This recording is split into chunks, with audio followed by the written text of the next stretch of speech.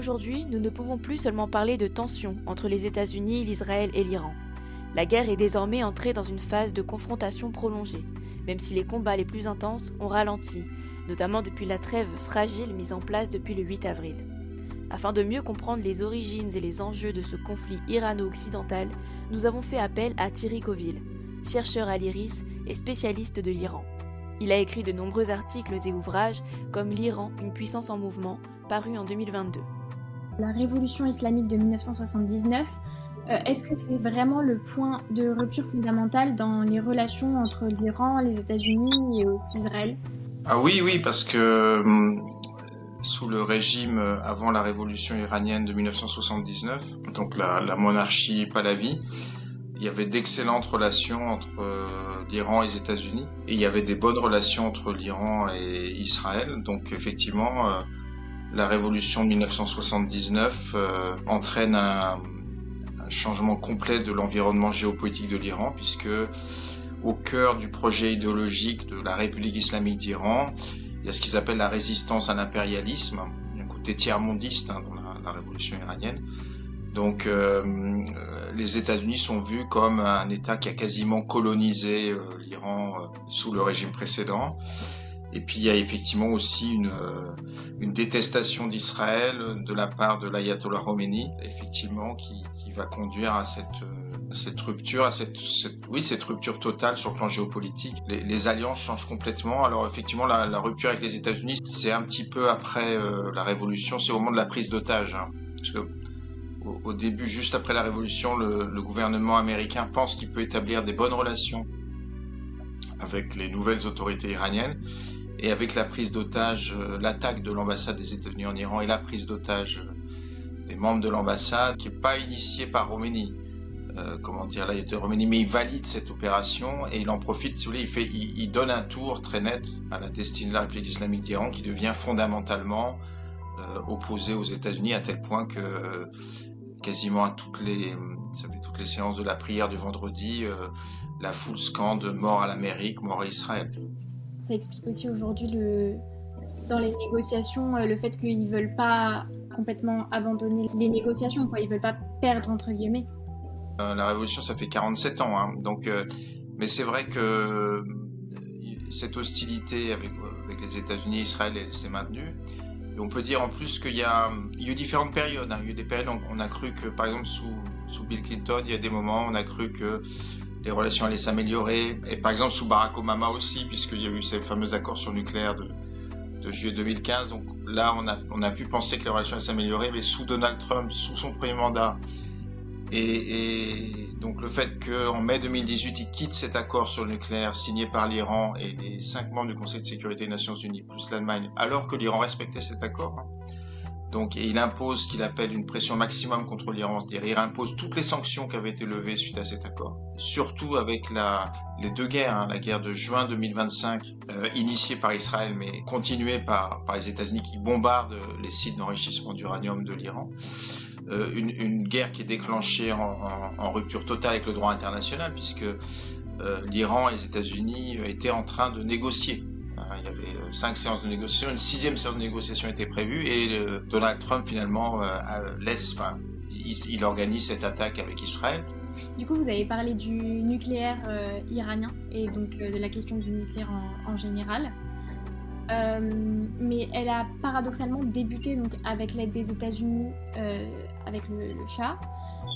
Et finalement, comment ce projet de collaboration au départ est devenu l'un des plus gros points de tension entre eux. Dans les clichés qu'on entend dans les médias, c'est en gros la République islamique d'Iran veut construire la bombe atomique. Et en oubliant qu'effectivement que le programme nucléaire iranien, il commence sous, donc je crois que c'est fin des années 60, avec une collaboration avec les États-Unis, avec également l'Europe. Et à l'époque, l'Iran est signataire du traité de non-prolifération, ce qui lui interdit d'obtenir la bombe atomique. Entre parenthèses, traité de non-prolifération que n'a pas signé Israël, on pense qu'ils ont plusieurs centaines d'ogives nucléaires.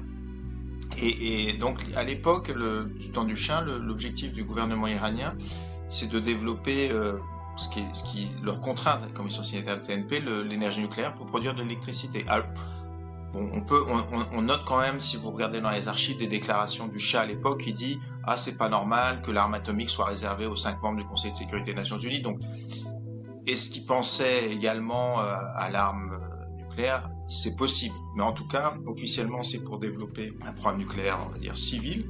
Arrive la révolution, alors l'ayatollah Khomeini décide de tout arrêter parce qu'il considère que le nucléaire, c'est pas islamique, en gros, et donc il arrête tout. Il y a l'attaque de l'Irak donc en 1980, hein, l'Irak attaque l'Iran, et l'Iran prend en compte un certain nombre de choses. C'est que, le Conseil de sécurité des Nations Unies n'a jamais condamné l'attaque de Saddam Hussein contre l'Iran, alors que c'était une agression. Hein. Deux, ils ont quand même, ils notent une aide totale de la France, des États-Unis à l'Irak, donc une aide des pays occidentaux à l'Irak. Donc ils sont isolés dans cette guerre. Et troisièmement, ils constatent quand même que Saddam Hussein rentre dans le territoire iranien. Donc ils n'ont pas réussi à résister initialement à l'attaque irakienne. Donc, et la décision est prise, d'après ce qu'on sait, hein, effectivement de se diriger vers la bombe atomique. Donc l'Iran à l'époque relance son programme nucléaire iranien. Avec effectivement l'objectif à l'époque, c'est vraiment de construire une bombe atomique. Et d'ailleurs la preuve, c'est que parallèlement ils développent leur industrie balistique. Et l'idée, c'est d'avoir des missiles pour pouvoir transporter ces bombes atomiques. Donc l'Iran développe à l'époque un programme nucléaire effectivement pour construire la bombe atomique. Alors comme ils sont signataires du TNP, ils peuvent pas le dire officiellement, donc ils vont développer des sites d'enrichissement d'uranium. Ils continuent après la fin de la guerre avec l'Irak. Et effectivement, un premier point de bascule, c'est en 2002, un groupe d'opposition iranien révèle que l'Iran a des sites d'enrichissement d'uranium, un site d'enrichissement d'uranium à Natanz, dans le sud de l'Iran, qu'ils n'ont pas indiqué à l'Agence internationale de l'énergie atomique qui est chargée de contrôler le programme nucléaire iranien, puisque l'Iran est signataire du traité de non-prolifération. L'Iran, ils tiennent autant finalement à ce programme nucléaire pour le programme civil plutôt que le programme finalement militaire. Parce qu'en fait, on pouvait se demander aussi pourquoi ils tiennent autant à ce programme nucléaire alors que ça leur fait des sanctions économiques énormes, cette guerre. Il y a une énorme méfiance historique en Iran vis-à-vis le fait de se retrouver sous dépendance des pays occidentaux. Vous voyez, et donc c'est pour ça que on comprend pas l'Iran. C'est une très bonne question. Poser pourquoi s'entêter à avoir le droit d'enrichir l'uranium alors que ça leur a coûté deux guerres, des sanctions, etc. Je pense qu'il y a une sorte de fierté nationale, mais il y a un côté de on veut pas tomber sous la dépendance des pays occidentaux. Donc on a le droit de développer une industrie nucléaire, alors maintenant civile, mais on est signataire du TNP, donc il y a voilà, c'est une question de droit, si vous voulez. On a un droit reconnu par l'Agence internationale de l'énergie atomique. Si on est signataire TNP, on a tout à fait le droit d'enrichir l'uranium pour développer, de produire de l'électricité. Donc il y a l'idée d'un droit et on ne veut pas tomber sur la dépendance des pays occidentaux. Vous avez le contre-exemple, c'est les Émirats arabes unis, hein, qui développent une industrie nucléaire, mais eux, ça les dérange pas du tout, parce qu'ils n'ont pas la même histoire que l'Iran. Je crois que le combustible, il est fourni, je pense je sais plus, c'est par la France, enfin, par l'étranger, par d'autres pays, vous voyez, mais c'est pas un bon exemple. Vous voyez, on peut pas comparer l'histoire des Émirats arabes unis à celle de l'Iran. L'Iran, c'est un vieux pays qui est très très méfiant par rapport à pas tomber sous la dépendance des pays occidentaux, et ça explique effectivement cette résistance et ce fait qu'ils ont effectivement subi, vous avez une très bonne question, ils ont subi beaucoup de pertes, de coûts. Ça leur a coûté très très cher, hein, certains diraient s'entêter à défendre le droit d'enrichissement d'uranium, à tel point qu'en Iran il y a un débat, hein. Il y a des gens qui disent est-ce que c'était bien raisonnable de défendre ce droit d'enrichissement d'uranium compte tenu de tout l'argent que ça nous a coûté, parce que par exemple la construction des sites d'enrichissement d'uranium, ça a coûté des milliards et des milliards de dollars. Ça a été partiellement détruit par les États-Unis. Vous voyez, maintenant, Donald Trump dit très bien, vous devez tout détruire vos sites d'enrichissement d'uranium. Donc certains disent en Iran, mais à quoi ça vous a servi de dépenser tout cet argent? Et effectivement, on retrouve avec cette. Je pense qu'il y a l'idée, pour répondre à votre question, il y a un sentiment très profond en Iran, dans une partie de la population, c'est qu'on a le droit de développer cette technologie. Et c'est pas aux pays occidentaux de nous dire si on a le droit ou pas. On a le droit. Et effectivement, alors il y avait initialement un projet entre guillemets militaire, mais bon, qu'ils ont laissé tomber, on va dire officiellement. Je pense toujours peut-être, mais les services secrets américains ont bien démontré en 2003 qu'ils avaient arrêté tout effort de militarisation. Aujourd'hui, l'Iran, c'est surtout un distributeur de pétrole pour l'Occident. Et surtout en Occident, est-ce qu'on ne fait pas passer l'intérêt du capitalisme et du pétrole avant la souveraineté du pays? Donc, est-ce que finalement, ça ne rend pas l'Iran totalement dépendant à l'Occident? L'Iran, dans la situation ressemble à beaucoup de pays, on va dire, du tiers-monde, c'est-à-dire qu'ils vendent des...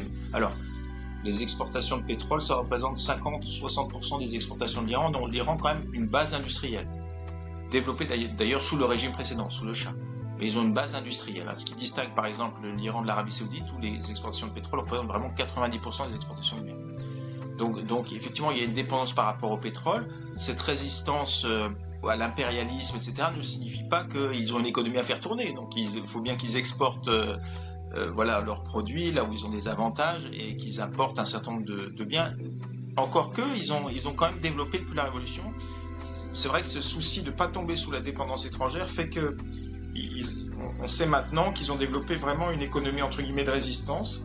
Et sur des biens essentiels, ils ne veulent pas être trop sous la dépendance étrangère, donc ils ont développé une industrie pharmaceutique.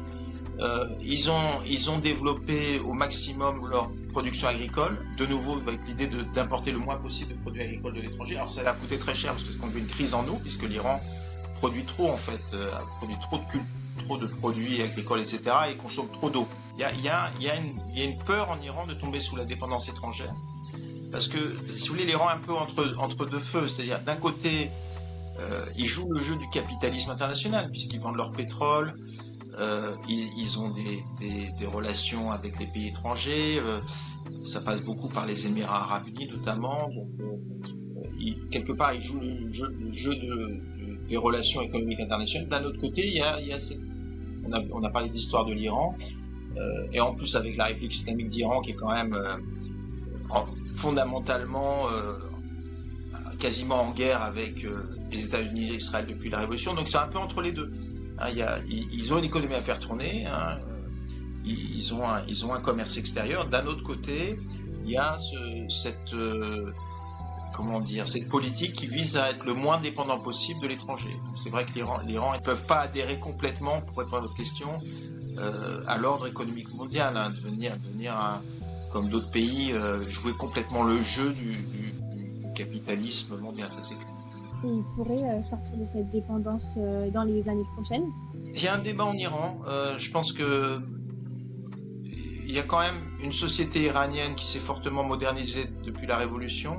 Donc elle qui est plutôt qui est au contraire, qui voudrait avoir des relations normales avec le reste du monde. Donc vous avez une société iranienne en pleine modernisation, avec l'élévation du niveau d'éducation des femmes depuis la Révolution, la baisse du taux de fécondité. On était à 6-7 enfants par femme juste avant la Révolution.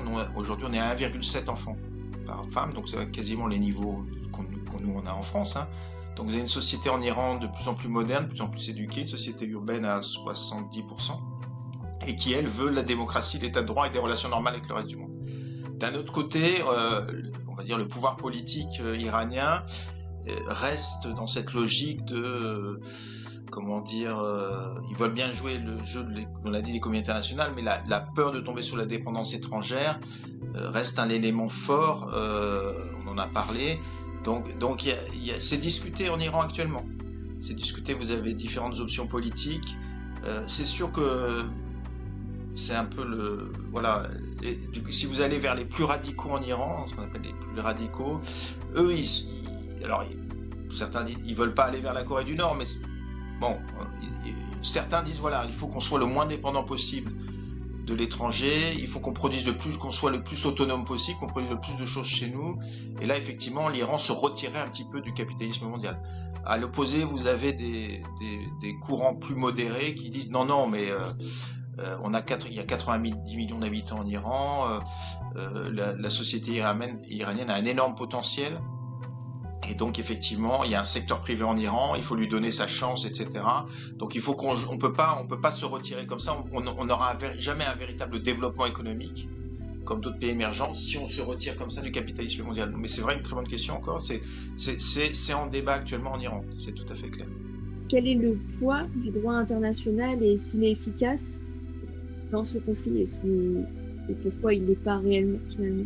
Oui, j'étais à une conférence avec un professeur de droit qui a dit que le Moyen-Orient est le tombeau du droit international. Donc, effectivement, non, mais c'est incroyable. Enfin, je veux dire, je voulais parler de même les sanctions qu'a réimposé Trump en 2018, vous savez, elles ont un côté extraterritorial parce que c'est des sanctions américaines mais qui s'appliquent au reste du monde. Parce que finalement, Trump, en 2018, il a dit à l'ensemble des entreprises du reste du monde non américaines, vous n'avez plus le droit de commercer avec l'Iran. On peut dire de quel droit il dit ça? Parce que si vous commercez avec l'Iran, vous n'avez plus accès au marché américain. Donc, c'est des sanctions qui sont contraires au droit international. Et également, on a parlé des deux guerres, de la guerre des 12 jours de juin 2025 et cette guerre récente, on piétine totalement le droit international. Alors, c'est vrai que l'Iran a attaqué des infrastructures civiles dans le Golfe Persique et également en Israël, mais l'ampleur des destructions assumées par les États-Unis et Israël sur les industries pétrochimiques, l'industrie sidérurgique, les dépôts d'essence, voilà, les gisements de gaz de l'Iran, les industries pharmaceutiques. Donc là, c'est des crimes de guerre. Ils n'ont pas le droit de faire ça normalement dans une guerre. Donc effectivement, moi je suis un peu sidéré parce que je vois même dans les médias, je suis un petit peu étonné. Je voyais récemment, là, sans citer les médias, qui dit « Ah ben oui, Trump, il a menacé de nouveau l'Iran en disant voilà, s'il n'y a pas des nouvelles négociations, moi je recommence, je détruis les centrales électriques et les ponts en Iran. » Mais le journaliste répète ça comme ça, je vais dire bêtement, en oubliant quand même de dire que c'est un crime de guerre. Donc c'est un peu étonnant, il y a une sorte de... Voilà, on valide quelque part ce non-respect du droit international en oubliant que c'est pas anodin. On croit que... Si on est en quelque sorte, on valide la logique du plus fort. C'est le plus fort qui peut attaquer son voisin s'il a des bonnes raisons de le faire, et puis toutes les règles qui font qu'il n'a pas le droit normalement il ne peut pas l'attaquer n'importe comment, on s'assoit dessus si vous voulez. Mais on oublie, par exemple, du côté iranien, je parlais des radicaux, et pourquoi il y a cette méfiance vis-à-vis des Américains. Eux, maintenant, qu'est-ce qu'ils pensent? Ils pensent que le droit international, ils ont bien compris, n'existe plus. Donc il ne s'agit plus de négocier comme sans doute ils l'ont un petit peu fait avec Obama. Maintenant, c'est un rapport de force. Pourquoi ils ont bloqué le détroit d'Ormuz? C'est parce qu'ils ont bien compris avec Trump, c'est pas des vraies négociations. Il faut pas faire appel au droit international, c'est un rapport de force. Donc ça favorise l'idée en Iran, notamment de la part des radicaux, qu'avec les Occidentaux, tous les coups sont permis. Donc c'est le rapport de force qui compte, et c'est très dangereux.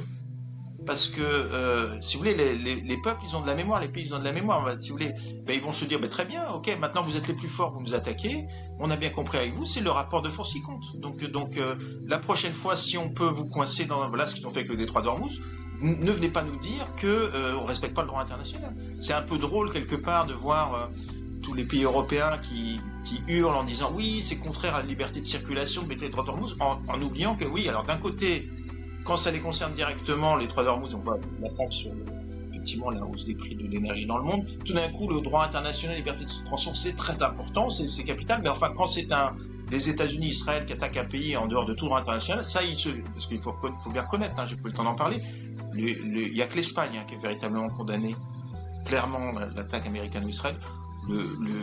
L'attaque de juin 2025 n'a même pas été condamnée par la France. Même Emmanuel Macron a dit que ça allait l'attaque israélienne allait dans la bonne direction. Donc c'est même le contraire d'une condamnation.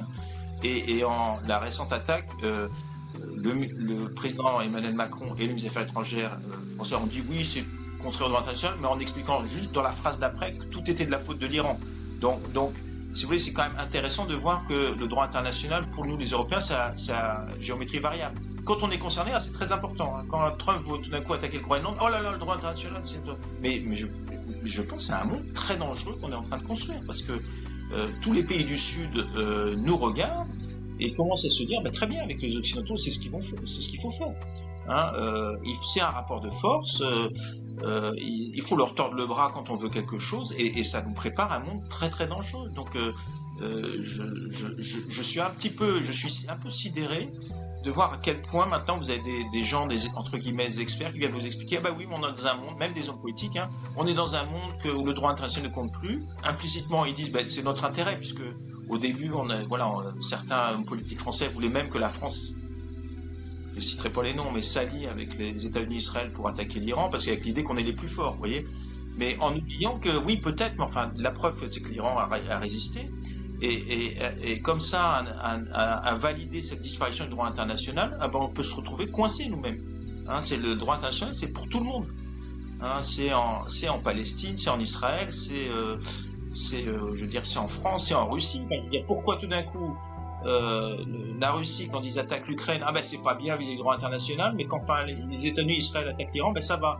Donc si vous voulez, ça concerne tout le monde et c'est un monde très très dangereux qu'on est en train de construire, où n'importe qui peut attaquer n'importe qui. Je vous le dis, mais moi ça m'a frappé, je veux dire, je crois que c'est au XIIIe siècle, les Mongols ont envahi l'Iran. Vous voyez, c'était Gengis Khan à l'époque. Bon, ils ont ravagé l'Iran, ils ont détruit tout l'Iran. Ils avaient envahi la Chine d'abord, rappelez-vous, dans l'histoire, ils sont arrivés pas loin de l'Europe, etc. Mais c'est quand même affolant quelque part. Je pense qu'en termes de respect du droit international, on est au même niveau, quoi. Gengis Khan à l'époque, il a dû se dire, c'est le bon moment. C'est le moment d'envahir l'Iran, et quelque part 1000 ans après, on en est toujours au même niveau. Ah ben c'est le moment, hein, les Israéliens, les États-Unis, c'est le bon moment pour attaquer l'Iran. Donc je pense que peut-être les citoyens, les hommes politiques devraient quand même se réveiller et se rendre compte que si on n'est pas plus attentif à ça, et si on renforce pas les institutions comme l'ONU et l'Agence internationale de l'énergie atomique, qui sont là pour faire respecter les règles du droit international, hein, si on leur donne pas les moyens de plus défendre le droit international, on est en train de préparer un monde très très dangereux. Et donc vous pensez que le basculement il est fait justement vers ce monde? Vous pensez que c'est encore réversible et qu'en tant que nous, occidentaux et européens, on peut essayer de changer finalement le poids de ce droit international? Ce qu'on peut espérer, c'est que notamment nous, Français et Européens surtout, on se réveille.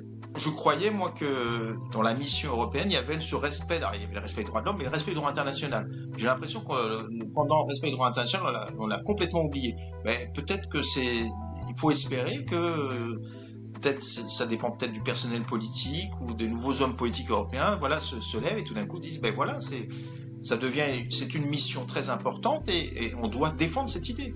Parce que si personne ne se bat pour cette idée, l'Europe pourrait reprendre cette idée.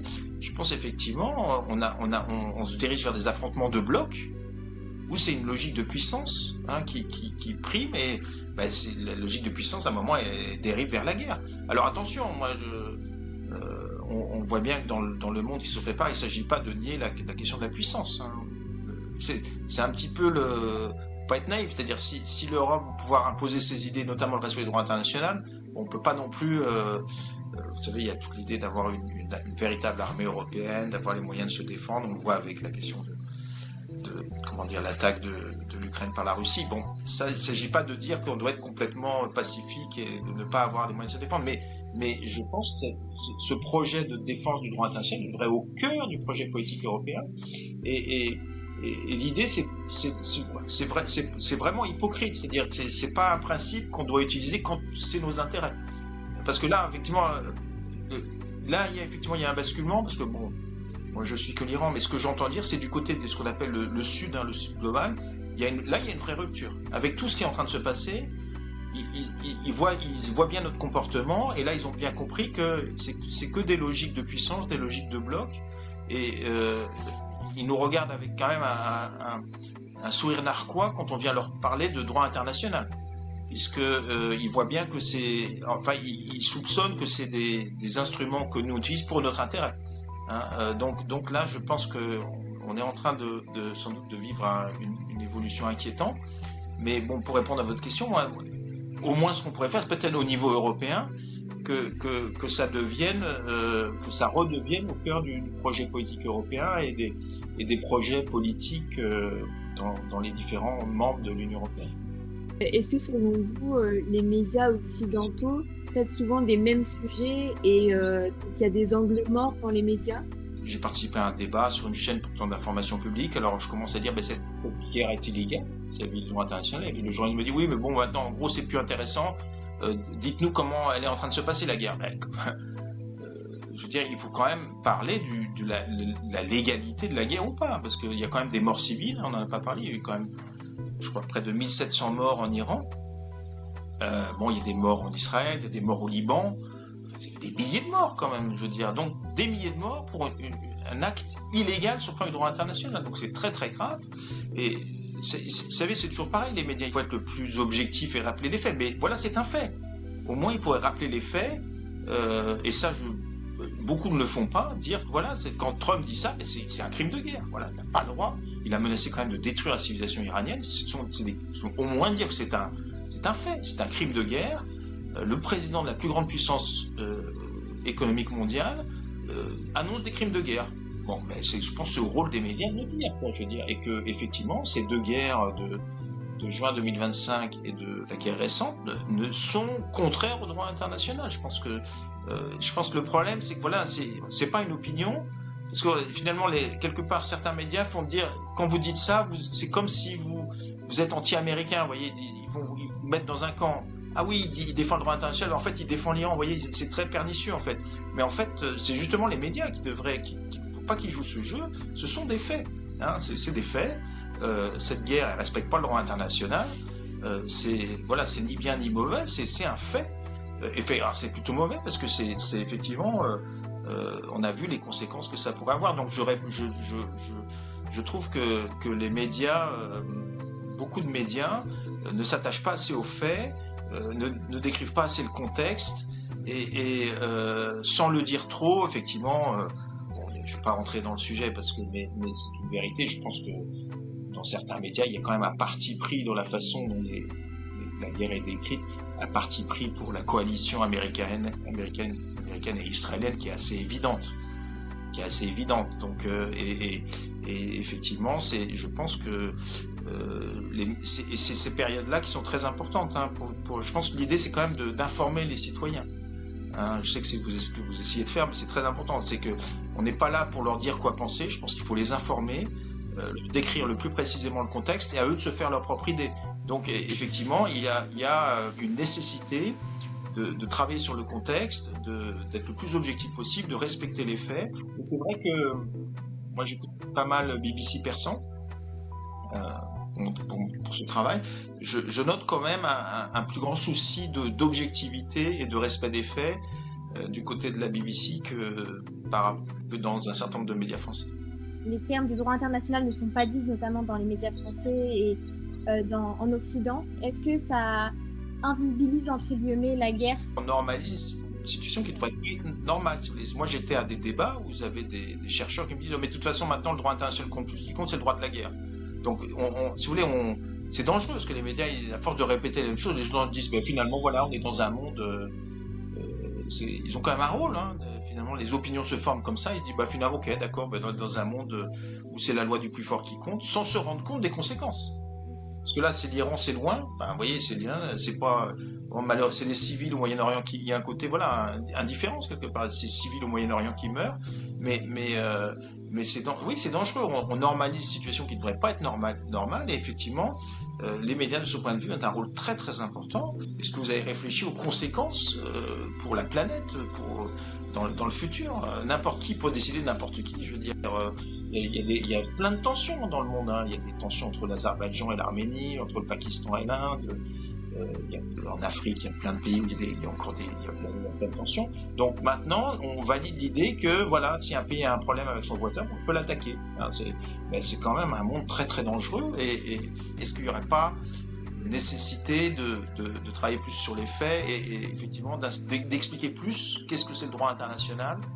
Et d'expliquer aux téléspectateurs et aux auditeurs que effectivement, qu'est-ce que c'est le droit international et que dans ce cas-là, il est manifestement pas respecté. Alors, j'exagère un peu. Je crois que du côté de la presse écrite, notamment le journal Le Monde, il y a eu des articles quand même rédigés en essayant de faire l'effort. Voilà, est-ce que cette guerre, cette attaque israélo-américaine, elle respecte le droit international? Mais on peut regretter, par exemple, que dans les télés, notamment, ils n'insistent pas plus là-dessus.